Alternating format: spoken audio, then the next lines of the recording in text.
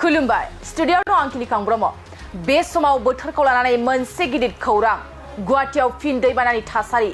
बोथोर बिगियान मिरुआ बे समाव सांग्रांथि रादाब फोसावदों। बोथोर बिगियान मिरुआ बे समाव एलार्ट फोसावदों। नंगौ, रायजोआव फिन गोबां अखा हानो हागौ होनना बोथोर बिगियाना फोसावदों। फिन आरोबाव गुवाहाटीआव दैबानानि थासारिया सोमजिदों, जायनि जाहोनाव बोथोर बिगियान मिरुआ एलार्ट फोसावदों। आथिखालाव गुवाहाटीनि माखासे बाहागोफ्राव गोबां बिबांनि अखा हादों। गोबां बिबांनि अखा हानानै गुवाहाटीनि दाब दाब जायगाफ्राव दैबानानि थासारि सोमजिनायखौ बे समाव नुनो मोन्दों। अखा हानायनि थाखाय रायजो नाङैनो हाई एलार्ट फोसावदों। बोथोर बिगियान मिरुआ बे समाव मोनथाम जिल्लायाव अरेन्ज एलार्ट आरो गं 25 जिल्लाफ्राव येल्ल' एलार्ट फोसावदों। बोथोर बिगियान मिरुआ अरेन्ज एलार्ट फोसावनाय बादिब्ला गवालपारा, बिश्वनाथ आरो सनितपुर आरो कामरुप जिल्लायाव बोथोर बिगियान मिरुआ येल्ल' एलार्ट फोसावदों।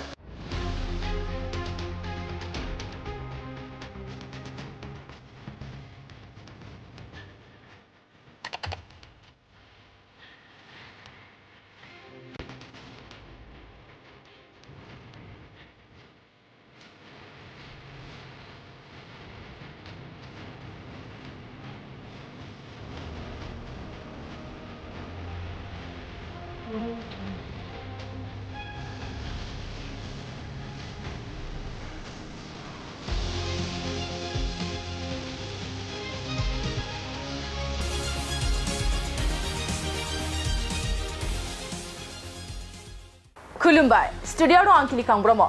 बे समाव बोथोरखौ लानानै मोनसे गिदिर खौरां। गुवाहाटीआव फिन दैबानानि थासारि। बोथोर बिगियान मिरुआ बे समाव सांग्रांथि रादाब फोसावदों। बोथोर बिगियान मिरुआ बे समाव एलार्ट फोसावदों। नंगौ, रायजोआव फिन गोबां अखा हानो हागौ होनना बोथोर बिगियाना फोसावदों।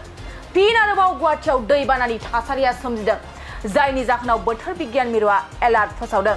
आथिखालाव गुवाहाटीनि माखासे बाहागोफ्राव गोबां बिबांनि अखा हादों।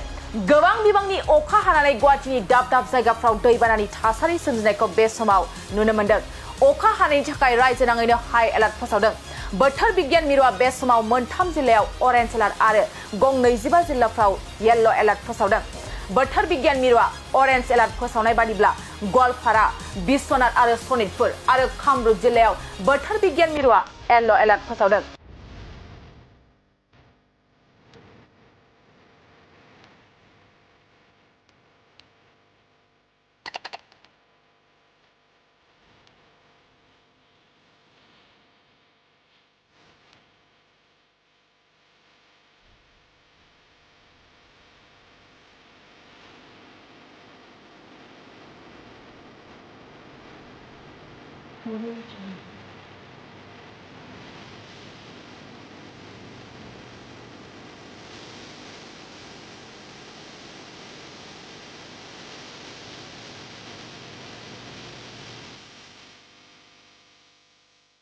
खुलुमबाय स्टुडिय'आव दं आं किलिकां ब्रह्म।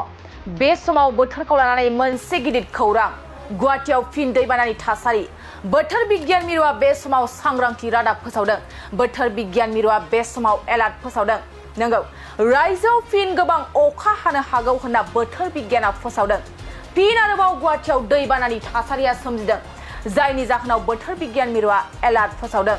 आथिखालाव गुवाहाटीनि माखासे बाहागोफ्राव गोबां बिबांनि अखा हादों। गोबां बिबांनि अखा हानानै गुवाहाटीनि दाब दाब जायगाफ्राव दैबानानि थासारि सोमजिनायखौ बे समाव नुनो मोन्दों। अखा हानायनि थाखाय रायजो नाङैनो हाई एलार्ट फोसावदों।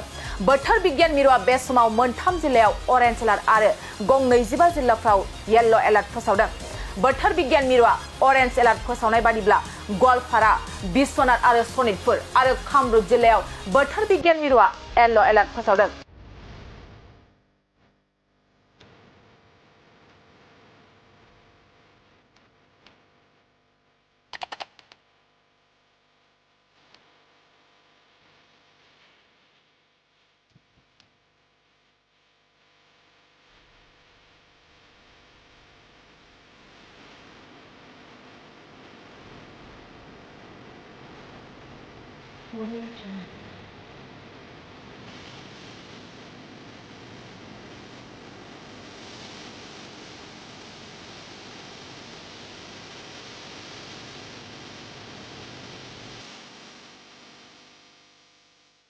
खुलुमबाय स्टुडिय'आव दं आं किलिकां ब्रह्म।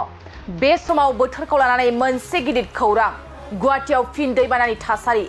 बोथोर बिगियान मिरुआ बे समाव सांग्रांथि रादाब फोसावदों बोथोर बिगियान मिरुआ बे समाव एलार्ट फोसावदों नंगौ रायजोआव फिन गोबां अखा हानो हागौ होनना बोथोर बिगियाना फोसावदों फिन आरोबाव गुवाहाटीआव दैबानानि थासारिया सोमजिदों जायनि जाहोनाव बोथोर बिगियान मिरुआ एलार्ट फोसावदों आथिखालाव गुवाहाटीनि माखासे बाहागोफ्राव गोबां बिबांनि अखा हादों गोबां बिबांनि अखा हानानै गुवाहाटीनि दाब दाब जायगाफ्राव दैबानानि थासारि सोमजिनायखौ बे समाव नुनो मोन्दों अखा हानायनि थाखाय रायजो नाङैनो हाई एलार्ट फोसावदों बोथोर बिगियान मिरुआ बे समाव मोनथाम जिल्लायाव अरेन्ज एलार्ट आरो गं 25 जिल्लाफ्राव येल्ल' एलार्ट फोसावदों बोथोर बिगियान मिरुआ अरेन्ज एलार्ट फोसावनाय बादिब्ला गवालपारा बिश्वनाथ आरो सनितपुर आरो कामरुप जिल्लायाव बोथोर बिगियान मिरुआ येल्ल' एलार्ट फोसावदों